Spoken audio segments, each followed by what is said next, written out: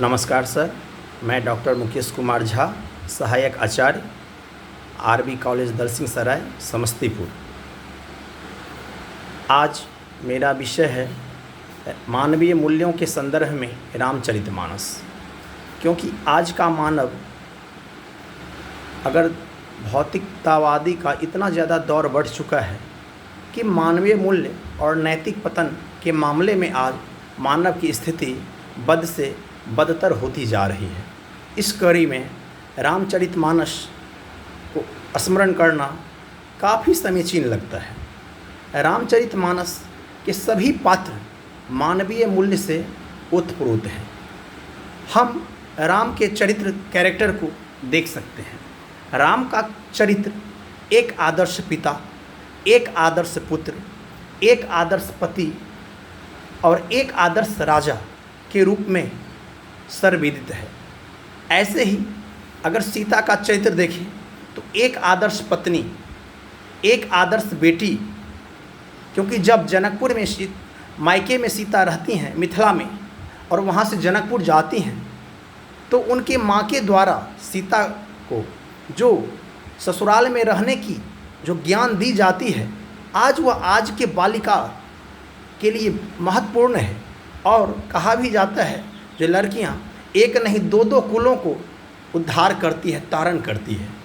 तो सीता का चरित्र भी विलक्षण है। तीसरे चरित्र के रूप में अगर हम देखें तो लक्ष्मण का चरित्र ले सकते हैं। लक्ष्मण का चरित्र जंगल पिता और माता की आज्ञा के कारण श्री राम गए, लेकिन यहाँ पर लक्ष्मण भातृधर्म का चरम रूप दिखाई देता है उनके चरित्र में। उन्होंने अपनी आज्ञानुसार स्वेच्छा से भ्राता और भाभी की सेवा के लिए खुद वन का रास्ता चुना और जहाँ जहाँ राम को आवश्यकता हुई वहाँ वहाँ लक्ष्मण बिल्कुल अपने प्राण तक की बाजी लगा दिए।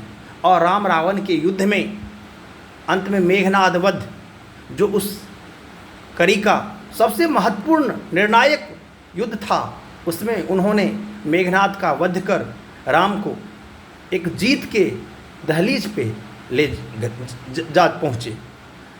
ऐसे ही भरत का चरित्र अगर हम देखें तो भरत को जब ननिहाल में थे और जब पता चला जो भगवान राम को वनवास हुआ है तो उन्होंने अपनी माता के लिए क्या नहीं बोला और अपने भाई के प्रति कितना ज़्यादा भाव विभोर हो गया। अयोध्या आते ही गुरुजन, पुरजन, परिजन सबको साथ लेके और जंगल पहुँचे हैं और वहाँ राजा जनक की सभा में सबके साथ सामने में उपस्थित होकर वहाँ रोए, बिलखे, लेकिन अंततः वो अपने बड़े भाई को लाने में असफल रहे और उनकी चरण रज को लेकर अयोध्या लौटे।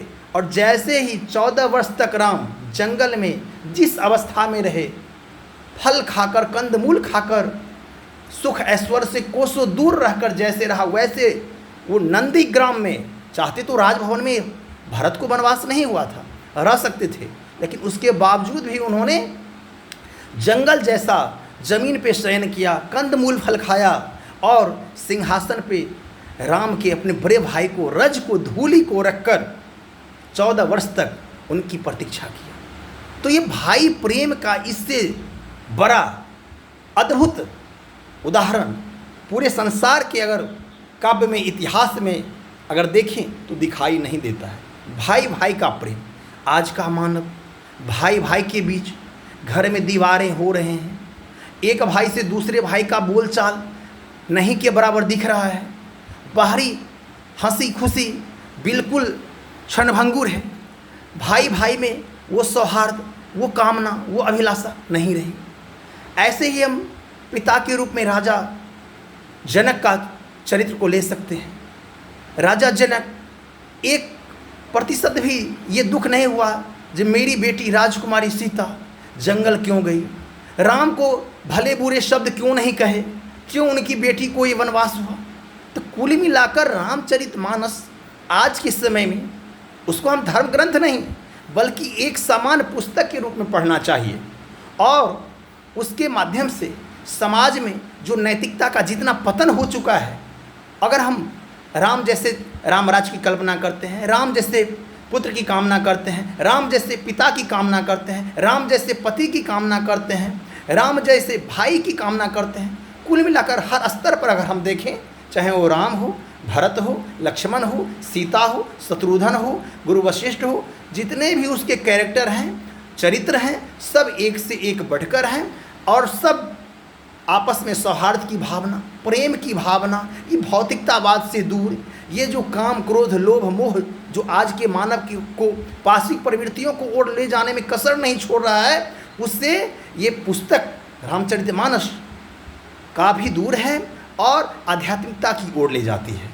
यह पुस्तक रामचरितमानस दैवीय गुणों से परिपूर्ण है। इसको हम धर्म ग्रंथ के रूप में ना पढ़ें, एक समान पुस्तक के रूप में पढ़ें और ये पूरा मानव जीवन का आचार संहिता है। अगर कोई भी मानव अगर रामचरितमानस का पूरा पाठ नहीं कर पाए, कम से कम उसके कुछ भी कैरेक्टर को, दो चार भी कैरेक्टर को अगर पढ़ ले तो उसके संपूर्ण जीवन में धैर्य, धीरज, काम क्रोध से अरुचि, भाई भाई के बीच प्रेम, भाई भाई के बीच सौहार्द, ये सारी चीज़ें उसे जीवन में कम से कम इतना तो ज़रूर सीख जाएगा कि एक अच्छा मानव ज़रूर वो बन जाएगा और जिससे उसे आगे भविष्य में किसी प्रकार की दिक्कतें ना हो और कम से कम मानवीय मूल्यों का जो क्षरण हो रहा है उसमें वो मानव का कम से कम अपना सुधार हो ही हो और दूसरे का भी वो सुधार कर सके। उसमें एक नहीं अनेक चौपाइयाँ, अनेक दोहें, अनेक सोठें। अब समय की तो सीमा है तो 6-7 मिनट में मैं ज़्यादा तो नहीं बता सकता, लेकिन पूरा जीवन का ये आचार संहिता है रामचरितमानस। धन्यवाद सर, धन्यवाद।